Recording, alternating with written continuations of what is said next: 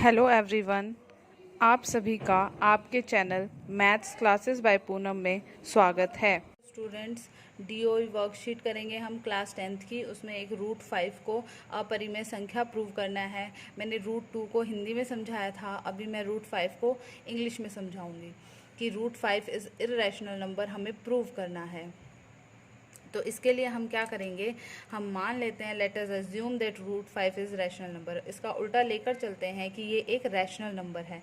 अगर मैंने इसको रैशनल नंबर कहा है तो इसकी डेफिनेशन में क्या लिखूंगी कि रूट 5 जो है वो p/q के इक्वल होगा।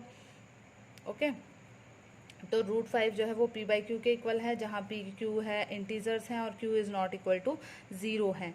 And p q are coprime number. Coprime number का मतलब क्या होता है कि इन दोनों का जो HCF है p और q का, वो 1 के इक्वल है।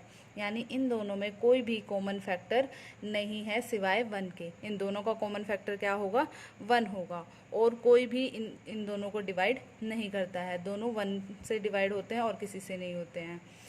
अब देखो क्यू को हम उस तरफ ले जाएंगे तो p की वैल्यू हो गई root 5 q। Squaring both side करेंगे तो यहाँ p स्क्वायर आ गया। रूट 5 को रूट 5 का स्क्वायर का मतलब क्या होता है, 2 बार लिख देंगे, रूट 5 इंटू रूट 5। इसको हम क्या लिख सकते हैं, 5 इंटू 5। अब ये पेयर बन गया, पेयर से एक बाहर निकल जाता है, तो रूट 5 का स्क्वायर का मतलब क्या होता है, 5। तो इसको जब हम सॉल्व करेंगे तो 5 q² आ जाएगा।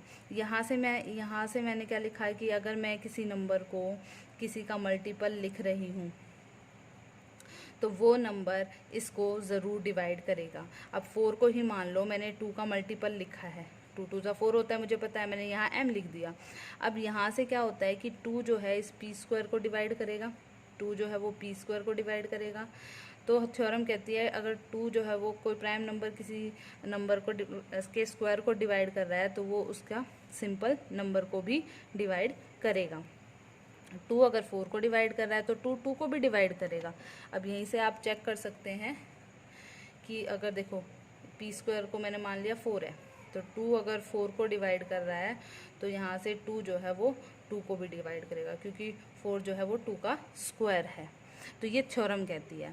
तो यहाँ से मेरे पास क्या आया है कि अगर मैंने इसका मल्टीपल लिखा है तो 5 जो है वो डिवाइड कर रहा है p² को, 5 डिवाइड्स p। तो थ्योरम क्या कहती है कि 5 जो है वो p को डिवाइड करेगा। हम देखो इस तरह से लिखते हैं कि 5 डिवाइड्स p। इसका क्या मतलब होता है, p/5। इसको इस नंबर को इस तरह से पढ़ते हैं, 5 डिवाइड्स p। तो p जो है वो बड़ा नंबर है और वो 5 का मल्टीपल लिखा जा सकता है। 5 नीचे है, p ऊपर है। p 10 भी हो सकता है, हमारा 15 भी हो सकता है, 10 हो सकता है, 15 हो सकता है, 25 हो सकता है। जब इसको 5 से डिवाइड करेंगे हम तो ये कुछ ना कुछ 5 के मल्टीपल हैं। तो ये बड़ा नंबर जो है वो 5 का कोई मल्टीपल है, तो यही लिखा गया है कि जो p है वो 5 का मल्टीपल है। अब हम फिर से स्क्वायरिंग बोथ साइड करेंगे तो p² क्या आ जाएगा, 5 का स्क्वायर 25, m का स्क्वायर m²। अब p² की वैल्यू इस फर्स्ट में से मैं यहाँ पुट कर दूंगी तो ये क्या आ गया, 5q² और ये 25 m²।